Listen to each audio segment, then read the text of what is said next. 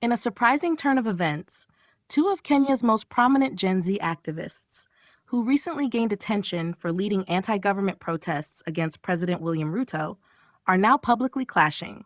Mercy Tarus and Morara Kebaso, both vocal critics of the current administration, have turned their frustrations on each other in a heated exchange on social media platform X. The conflict began when Mercy accused Morara of appropriating the slogan, Kenya Ni Home, a phrase she claims has long been associated with her movement.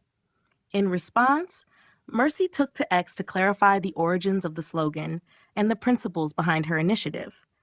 Kenya Ni Home existed even before the protests, Mercy explained, adding that the movement is more than just a slogan born out of opposition.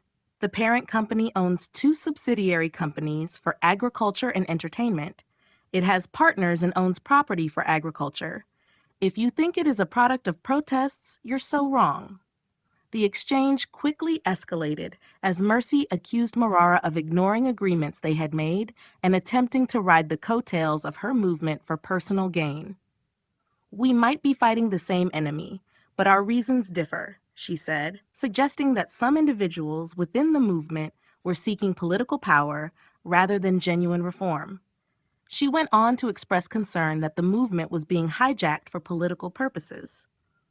"Now, I believe there are people who are funded to confuse the revolution. They came out as genuine and bold, but you can see them changing the plot day in, day out. It is slowly shifting from civic education and engagement to political rallies.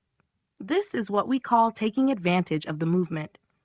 Mercy accused Morara of using her slogan and initiative to further his own political ambitions and warned against misleading the public. "You cannot claim to be conducting any civic education and engagement by consolidating people around you like the same politicians for your selfish gains," she wrote.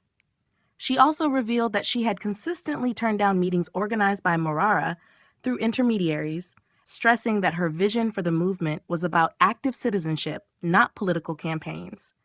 "I remain autonomous. Stop using my things, hoping I will fold and follow you." In a final jab, Mercy urged Kenyan youth to be discerning and not to blindly support anyone who claims to be fighting President Ruto without doing due diligence.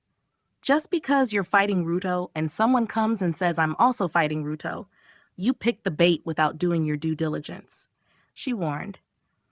Mercy emphasized that the movement must remain issue-based rather than individual-based if it hopes to achieve real change.